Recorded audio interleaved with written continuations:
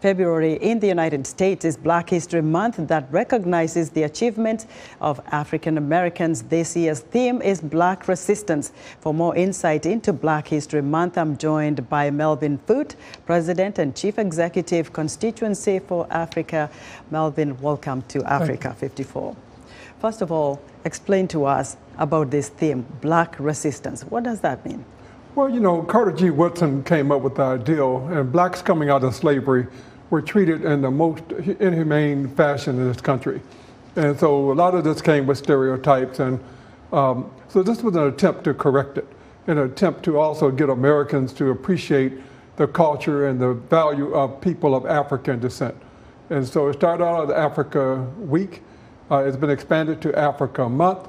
Some of us advocate it should be Africa Year, 24 hours a day, every day of the year. So what are the issues at hand that black, people of black color are concerned about and need to be resisting? Because, that's the theme for this 2023. Yeah, well, a lot of this has to do with economics, jobs. It has to do with opportunities in the country.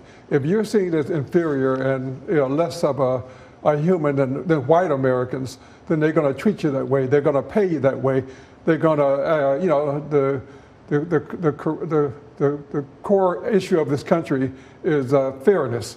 And so Black History Month is just one piece of the effort to restore or to bring African Americans to an equal basis of white Americans, Jewish Americans, Irish Americans, other Americans. So African Americans must be treated similar. So Black History Month is just a tool to try to get Americans to know about us, to learn about us, to understand who we really are and what our real contributions to this country are.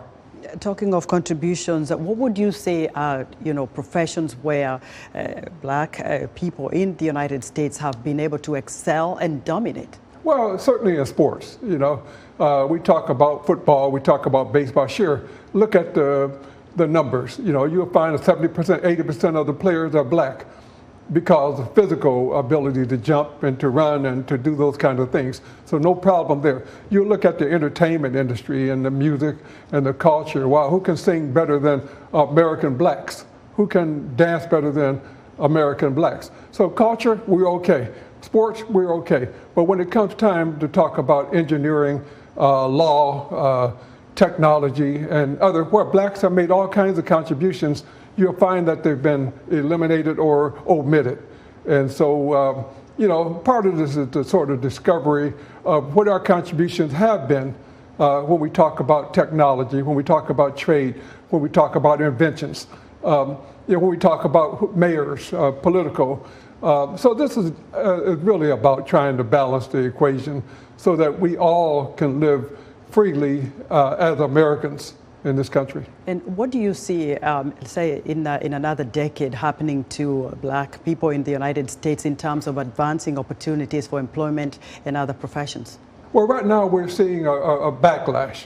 We're seeing an effort to turn back the clock, partly because of black people are making these strides.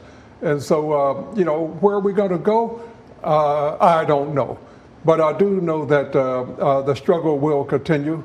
I grew up with people like Martin Luther King, John Lewis, Jesse Jackson, and others who were fighting the fight. And so the next generation is going to continue that fight. They're going to have to. It's not going to be given to us for reparations, all that kind of thing gets into this too. So the struggle will continue, and the next generation must stand up, and we now must pass the baton onto that next generation and support them as they continue to struggle. But we're talking about a 100, 200-year struggle.